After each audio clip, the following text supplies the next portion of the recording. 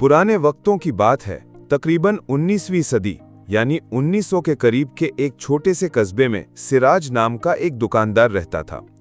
उसकी एक पुरानी सी छोटी सी दुकान थी जिसमें वो रोजमर्रा की अशिया बेचा करता था। लकड़ी की पुरानी अलमारियां, मट्टी के तेल के चिराग, तांबे के बर्तन और अनाज के बोरिए उसकी दुकान की जीनत थे। सिराज की दुकान बड़ी नहीं थी, लेकिन उसके अखलाक, नरम गुफ्तारी और दयानतदारी की वजह से गांव के लोग उसे बहुत पसंद करते थे। सिराज एक आम दुकानदार था, ना बहुत गरीब और ना बहुत अमीर, लेकिन उसके दिल में हमेशा एक ख्वाहिश रहती थी कि अल्लाह ताला उसे रिज़्क़ हलाल में बरकत दे और वो अपनी दुकान को एक बड़े तिजारत में बदल सके। वो नमाज का पाबंद था, कुरान पढ़ने वाला, और हमेशा ये दुआ करता रहता था कि अल्लाह उसे दयानतदार ताजिरों में शामिल करे। एक दिन कस्बे में एक अजनबी मुसाफिर आया।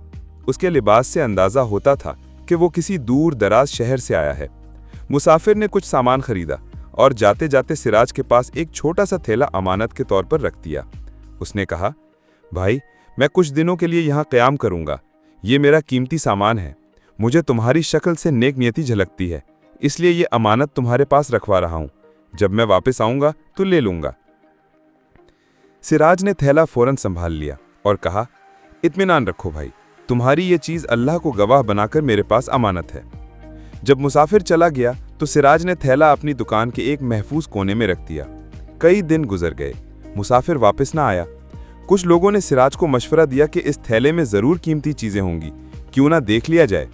लेकिन सिराज ने हमेशा जवाब दिया, ये अमानत है, चाहे सालों लग जाएं, मैं इसे कभी नहीं खोलूंगा। महीने गुजर गए, यहाँ तक के साल गुजरने लगे। इस दौरान सिराज को कई माली मुश्किलात आईं।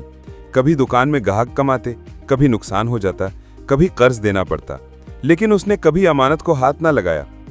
एक दिन उसकी बीवी ने कहा, सिराज, इतने दिन हो गए, ना वो मुसाफिर आया ना उसका कोई पता। इस थैले में अगर कुछ जेवर या सोना है तो हम अपनी मुश्किल वक्त में इस्तेमाल कर सकते हैं। बाद में अगर वो शख्स आया तो हम वापस कर देंगे। सिराज ने मुस्कुराते हुए जवाब दिया, बीवी, ये अमानत है और अमानत में खयानत करना बहुत बड़ा गुनाह है। अल्लाह ताला ने वादा किया है कि जो उसकी रज़ा के लिए सब्र करता है वो उसे बेहतर बदला देता है। मैं अपनी तकदीर ख़राब नहीं करूँगा। तकदीर का बदलना। तकरीबन 10 साल गुजर गए। एक दिन अचानक वही मुसाफिर कस्बे में वापस आया। अब वो काफ़ी बदला हुआ लग रहा था। उसके साथ काफिला भी था और वो एक बड़ी तजारत का मालिक मालूम होता था। वो सीधा सिराज की दुकान पर आया और बोला, भाई, याद है मैंने तुम्हारे पास एक थैला अमानत रखा था? सिराज ने फौरन वो थैला निकालकर उसके हवाले कर दिया। थैला जूं का तूं महफूज था। मुसाफिर की आंखों में आंसू आ गए। उसने कहा, कमाल है, मैंने ये थैला 10 साल पहले रखा था। मैंने सोचा था शायद ये कभी ना मिलेगा, लेकिन तुमने अमानत की हिफाजत की। फिर उसने थैला खोला। उसमें सोने के सिक्के और कुछ कीमती जवाहरात थे। मुसाफिर ने खुश होकर कहा, सिराज भाई, ये सब माल अब मेरा नहीं, तुम्हारा है।